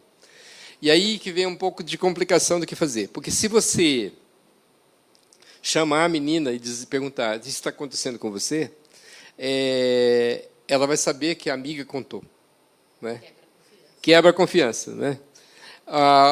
O melhor que a gente tem que fazer é o seguinte, olha, dizer para ela assim, você podia conversar com a sua amiga, certo? Dizer para ela que é muito importante ela relatar para as autoridades. Se ela quiser vir falar comigo, que ela, aconselho ela a vir falar comigo, com a coordenação pedagógica, com o diretor, ou então ligar anonimamente para o Disque 100, para o Conselho Tutelar, que pode fazer, tudo, né? Porque é complicado você trair a confiança da criança, da adolescente. Né? Agora, quando for suspeitas, a gente pode comunicar ao Conselho Tutelar e à delegacia só o caso de suspeitas. Você não precisa averiguar se isso está acontecendo. Não é o papel do profissional da educação averiguar se está acontecendo ou não. Certo? Não é papel do profissional da saúde averiguar se está acontecendo ou não. Não é? Ele pode comunicar, olha, aqui tem uma indicação de violência.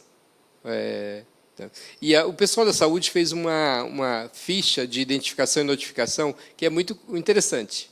Essa ficha mas era uma ficha que coloca a violência dentro dos casos que são obrigatórios a comunicação para o sistema epidemiológico. A violência entra lá. Mas eles decidiram, então, que eles mandam uma ficha de notificação para a unidade epidemiológica, mas faz um comunicado às autoridades daquilo. Eles não mandam mais a ficha. Porque a ficha tem muito detalhe, muitos detalhes que podem identificar os profissionais. Né? Então, nesse cuidado do profissional, a gente tem que redobrar os cuidados, tem que pensar na proteção da escola, né, e a garantia de que o profissional que está cumprindo o dever dele seja protegido. Né? É importante criar o canal aberto da escola. E outra questão também que a gente precisa aprofundar até para ouvir os casos é a seguinte: o quanto que você observar os sinais de abuso, né, que comunicado você deve fazer para a família. Né? Então, aqui, um comunicado que você pode estar falando com a pessoa que está praticando um abuso. Não é? Não é? Você está falando com a pessoa que está praticando um abuso. Então, o que a gente está recomendando aqui é que, lógico, se a criança citar um nome, ou quem é que está fazendo, fala meu tio, tal, quer dizer, é importante você buscar, se você sabe, o membro não abusador para falar, né, para conversar. Não é? E tomar muito cuidado para que isso não caia diretamente para quem está praticando o abuso, porque aí vai ter uma retaliação da criança também, né, sobre a criança. Não é? Mas é importante os protocolos aí, eu acho que a lei diz, o decreto diz que a escola, as unidades de educação, saúde, deve estabelecer procedimentos claros para os casos de revelação. Então, o que nós deveríamos ter acontecendo numa cidade hoje? Um comitê gestor, com todo mundo sentado à mesa e trabalhando juntos, um protocolo único para a cidade de atenção e um protocolo específico para a escola, certo? De fluxos e normas da escola, de como é que é o fluxo interno. Não é, por exemplo, essa coisa, você ouviu a revelação, você não pede a criança para parar, que você vai chamar o coordenador pedagógico. Né? Você não fala assim, não, vão lá na sala da coordenação. Não, você escuta atentamente e aí toma as providências. Aí, em geral, o que está acontecendo é que nas escolas que têm coordenação pedagógica, os professores terminam levando a criança na escola pedagógica. Inclusive, para levar na coordenação pedagógica, você tem que falar com a criança. Não é? Tem que perguntar para ela se... Normalmente, você sai andando e já vai tomando as providências. Né? Olha, eu sugiro que a gente converse com a coordenadora pedagógica. Né? Você concorda com isso? Né? Então, um sinal de respeito. Então, estabelecer protocolos mais claros e que esses protocolos sejam levados para as escolas de formação pedagógica, dos professores, e para as jornadas pedagógicas das escolas. Né? A responsabilidade não é do coordenador pedagógico, não é da direção, é de todo mundo. Né? Mas a gente tem que ter claro isso daqui, mas isso tem que fazer assim, tem que ser protocolar. Caso de malária, é isso. Né? Caso de profilaxia, você não sabe se teve contaminação de HIV ou não, você não sabe se resultou em gravidez ou não, você tem que aplicar o protocolo. A pílula do dia seguinte tem que ter medidas muito claras do que fazer. E nós não temos isso na saúde, mas não temos na educação. Né? E dizer para vocês que um atendimento mal realizado, uma escuta mal realizada pode ser fatal, pode prejudicar todo o processo daí. Processo de atenção à criança e adolescente é o processo de contaminação da própria narrativa da criança. Né? A criança escuta, ela fala assim, olha, se a professora... A criança, normalmente, quando revela, ela está num misto de culpa, ela tem uma vaga ideia de que aquilo que aconteceu não é legal, mas ela não tem toda a dimensão do que é o fato que aconteceu com ela. Ela não tem, como diz o Lacan, né, o nosso famoso Lacan, as coisas só existem quando elas adquirem um nome. Né? Então, muitas vezes, quem dá o nome do que aconteceu com a criança, ela tem o ato, tem a prática, mas não tem um nome, como é que aquele chama. E são no contato com os profissionais que ela aprende a designar aquilo por um nome. Certo? E aí você pode você pode dizer assim, olha, o que aconteceu com você é horrível, isso vai prejudicar a sua vida toda, o resto da sua vida. Né? Como é o caso eu fiz quando eu fiz meu doutorado, eu fiz uma comparação entre jovens de rua em Nova York e São Paulo, analisando. E eu percebi que nas histórias dos jovens de rua em Nova York tinha muito mais o chamado a abordagem do sobrevivente. Eles foram sobreviventes do abuso, né? Só que eu senti uma determinação muito grande do que aconteceu na infância, na vida adulta. Então, as pessoas ficam presas no ato que aconteceu, né, na vida adulta, então eles ficam sempre dizendo, eu fui sobrevivente, e etc. Quer dizer, é importante reconhecer o que aconteceu, mas aqui a gente tem que lembrar, e isso foi uma diferença com as crianças brasileiras, falam assim, foi uma coisa ruim que aconteceu comigo, mas coisa ruim acontece na vida dos outros, eu recebi muito apoio, eu superei, né, né, bola para frente. E tinha uma atitude que, quando você reconhece a gravidade do que aconteceu, que aquilo é uma violação de direito grave, mas que você também não fica achando que o que acontece na sua infância, o que acontece na infância influencia a vida, mas não pode determinar a vida, certo? Então, a sua vida de adulto. Professora Érica Cocai. Muito bem-vinda, muito obrigado. E, então, eu acredito que nós estamos trabalhando muito nessa história, na ideia de que é o seguinte, o que acontece na infância é muito importante, mas as teorias de trauma, sobre trauma, elas dizem muito claro que depende muito da capacidade de resiliência da criança, a rede de apoio do que ela encontra. Né? E está muito claro, por exemplo, que crianças que são apoiadas pela mãe, crianças abusadas, que são apoiadas pela a mãe, têm o que eles chamam de melhor resultado. Tudo, na denúncia, em tudo, né? Na superação. Então, o que acontece na infância é ruim, te influencia a sua vida, mas não pode determinar a sua vida de adulto. O adulto tem uma possibilidade de avaliar o que aconteceu na sua infância, tem a possibilidade de ressignificar isso e de superar essa.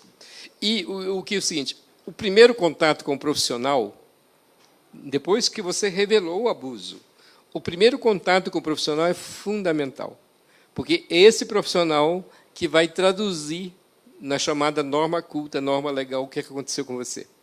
Né? É importante que esse profissional tenha a perspectiva. Olha, foi uma violação da dignidade sexual,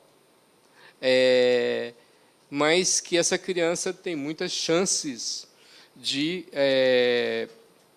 superar o que aconteceu. É muito comum a gente ter pessoas adultas que mimetizam a violência ocorrida e elas ficam... E muitas vezes a gente mesmo agrava a questão das consequências para justificar a necessidade da ação do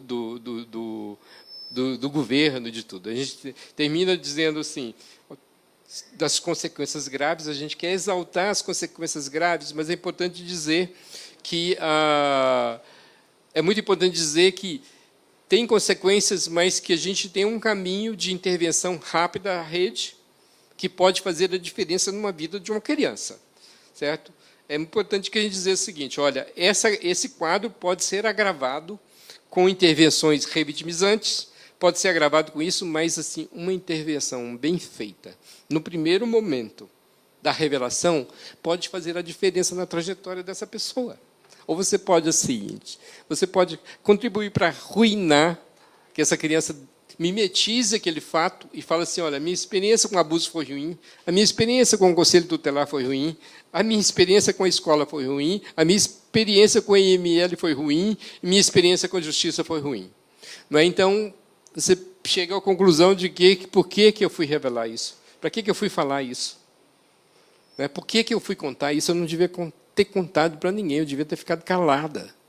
Não é? Então, o que a gente quer hoje, com a Lei 13.431, é estimular que as crianças falem, que quebrem o pacto do silêncio, mas a gente tem que demonstrar responsabilidade com essa criança. A gente tem que demonstrar que a gente tem capacidade de protegê-la para que a experiência de revelação seja benéfica, que empodere essa criança para que não se repita outras vezes e que possibilite a ela dizer o seguinte: olha, falar valeu a pena, passar pela justiça valeu a pena, né? E a escola foi realmente o que ela é para mim e para a minha vida, que é o espaço de proteção, né? A escola é espaço de proteção. Muito obrigada aqui ao professor Benedito. Eu acho que deu uma belíssima contribuição nessa manhã. Aproveitando aqui, agradecer a nossa companheira Érica. Dizer, Érica, que parte das suas discussões também passou hoje aqui com o professor Benedito, que é uma palestra que está ao vivo, primeiro pela TV Câmara e depois pelas redes da Câmara e da nossa página. Dizer da importância que o professor Benedito trouxe aqui com relação à prevenção, com relação à rede de proteção, que a gente não quer essa rede quebrada, quer essa rede integrada, né? Que acho que o senhor deixou muito claro. E de todo o papel, e acho que a Gilda lembrou muito bem de falar quem protege a escola, né? Quem protege os profissionais da educação, quem apoia os profissionais na formação. E, por último, essa questão de que a escola tem que assumir os seus protocolos mesmo e que a gente precisa trabalhar cada vez mais para ter protocolos claros e a escola não se sentir ameaçada para tomar atitude. Então, assim, para encerrar a nossa palestra, a nossa manhã, gostaria de ouvir a companheira Érica aqui, que é uma companheira muito experiente, que traz muitas contribuições a este e a outros temas. Meu, é um prazer estar aqui com o Bené, que tem uma trajetória em defesa dos direitos das crianças e do adolescente. É um país que, cada dia que passa, os direitos estão mais ameaçados, mais feridos e mais encarcerados, eu diria. Então, portanto, nós estamos vivenciando um país onde liberdade ferida, direitos feridos também, porque a liberdade não é solitária, a democracia não é solitária e os direitos também não são solitários.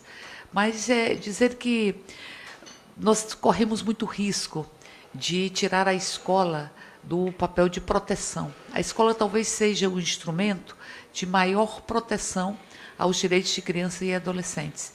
Isso, por um lado, quando os instrumentos não funcionam, quando a rede não funciona, faz com que a escola se sinta pesada, porque a escola ela é fundamental na rede de proteção, mas ela tem que contar com a rede de proteção. Uma rede que passa pelos conselhos tutelares, que passa pelos instrumentos da assistência social, dos CREAS, que passa pela política de saúde e tantas outras políticas que são necessárias. Então, é fundamental que nós construamos as redes territorializadas, que cada território, e nós temos a escola, talvez o instrumento público que tem mais capilaridade. Seguramente a educação é quem mais dialoga com a inteireza humana, porque ela dialoga com o menino por inteiro, é diálogo de gente, ela dialoga com sonhos, com a ausência de sonhos, ela dialoga com tudo aquilo que o corpo, que muitas vezes é negado das crianças na escola, porque meninos que estão ainda na fase da inteligência concreta são grudados em uma cadeira dentro da escola, ficam o tempo inteiro sem ter a possibilidade de movimento do próprio corpo, a não ser por meia hora, 20 minutos durante o recreio. Então, portanto, é preciso que a escola ela tenha aptidão para ter esse olhar e identificar as violações de direitos. Não tem quem possa identificar melhor. Obviamente que nós deveríamos construir políticas de prevenção em outras áreas do serviço público. Não tem sentido, penso eu, que nós tenhamos uma estratégia de saúde da família e que a estratégia de saúde da família não tenha também um olhar de prevenção sobre a violência que acontece na escola, porque são políticas que lidam com o conjunto da criança e que lidam com a própria família, que lidam no universo familiar.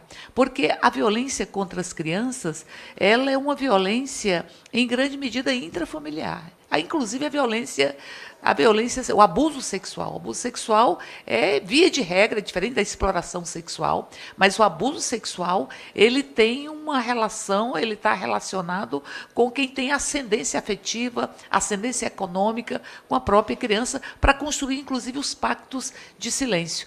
Mas os pactos de silêncio, o corpo não suporta os pactos de silêncio. A criança vai falar.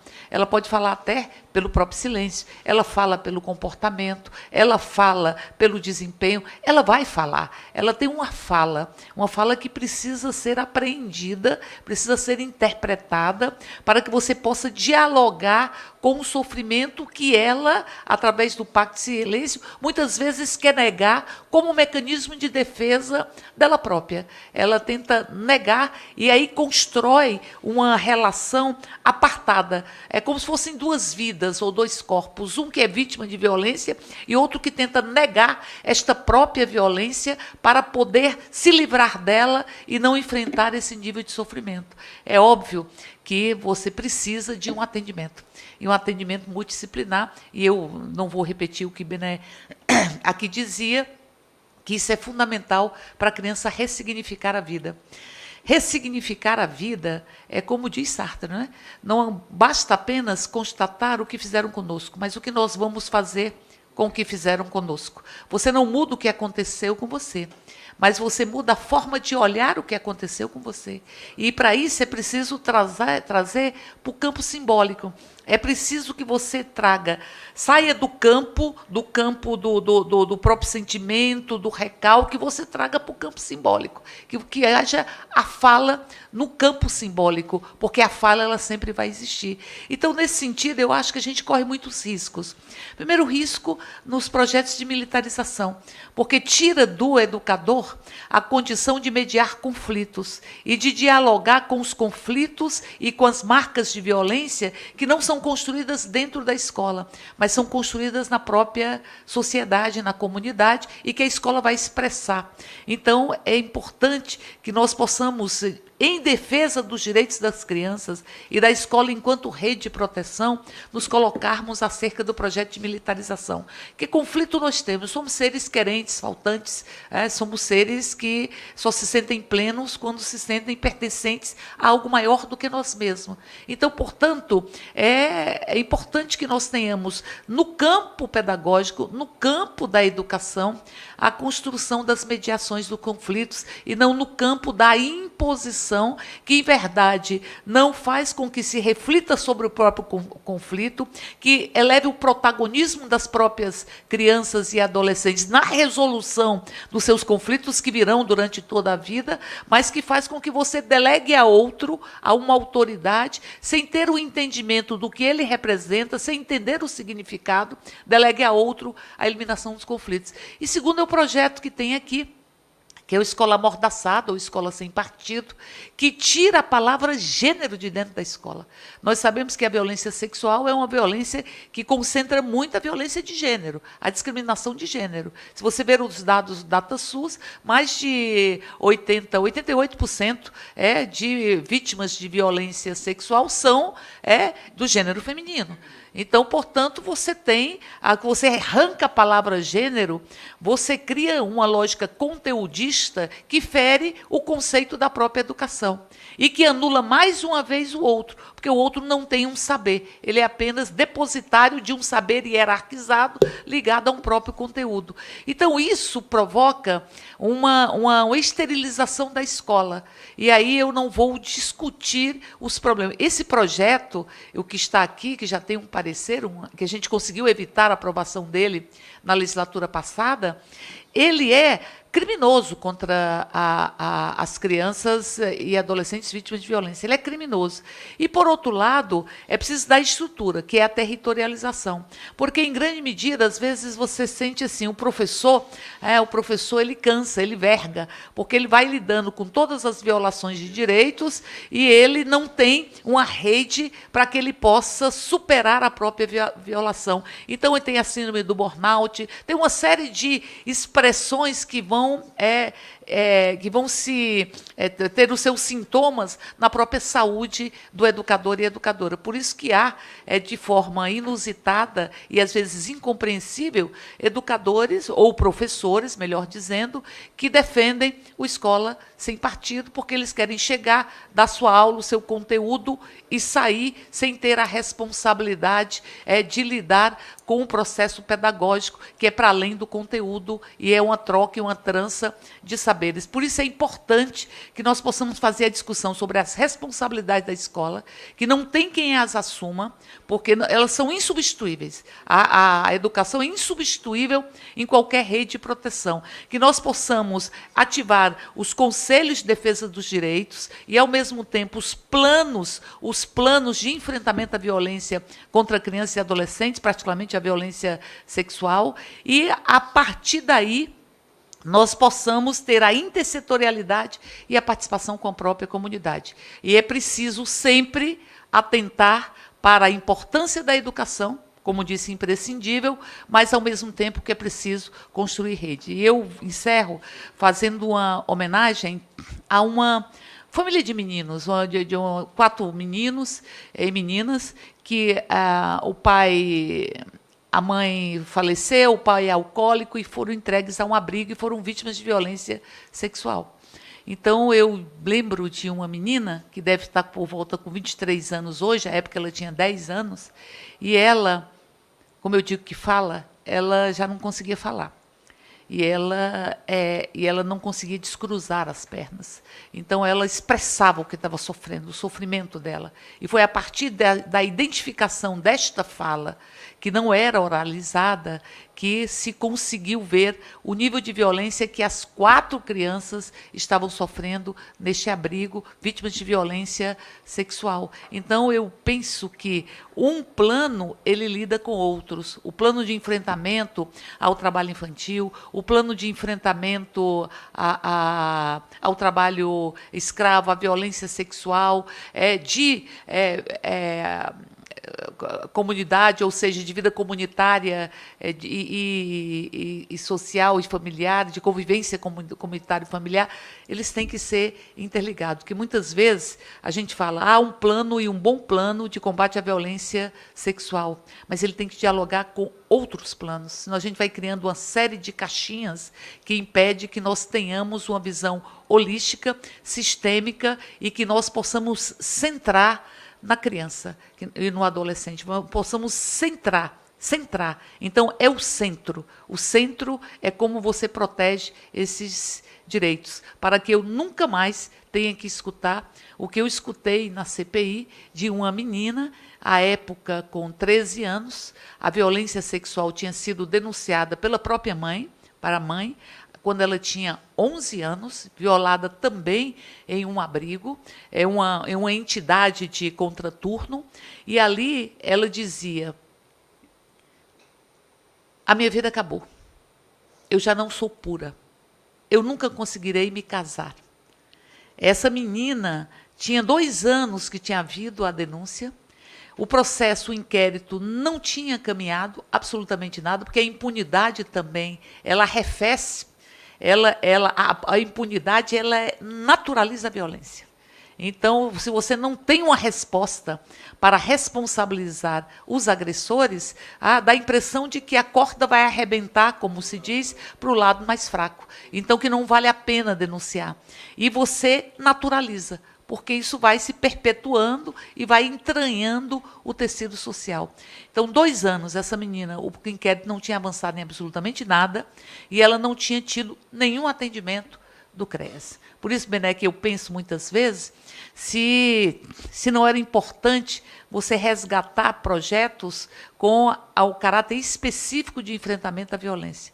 Porque o fato de você jogar no CREAS as meninas e meninos vítimas de violência sexual e você desconstruir um projeto como Sentinela faz com que os equipamentos que estão sucateados, a assistência social nunca viveu uma crise tão grande, porque temos um governo que acha que pobre não tem que ter direitos, não pode caber no orçamento, que o povo brasileiro não pode caber no orçamento e as crianças não podem caber no orçamento. Mas eu digo, em nome dela e de tantas meninas que vivem caladas e que falam, mas que ninguém escuta o que elas falam, e em nome da defesa de uma educação que possa ser um elo vivo e ativo, como é potencialmente na proteção de crianças e adolescentes, que a gente continua na luta, e o Bené deve ter décadas de lutas, décadas de luta. Eu conheço Benedito desde que eu era presidente da Comissão de Direitos Humanos da Câmara Legislativa, em 2003, e por aí já vão 16 anos, e ele já era um mestre que nos ensinava como enfrentar toda sorte de violência. Então, é uma gratidão pelo seu trabalho e pela sua existência. Eu acho que professor Benedito e Érica, tão jovens, né? Eu acho que tem muito, contribuem muito, já contribuíram muito e tem muito a contribuir com essa questão. E aí, professor, de tudo que a gente discutiu aqui hoje, fica assim minha preocupação muito grande com a questão desse momento atual, né? Das orientações que o próprio Ministério da Educação verbaliza, porque a legislação diz outra coisa, verbaliza no sentido de que a escola é lugar de aprender língua portuguesa, matemática, história, geografia, e a questão de educação sexual e outras questões é para tratar na família e não é para tratar na escola.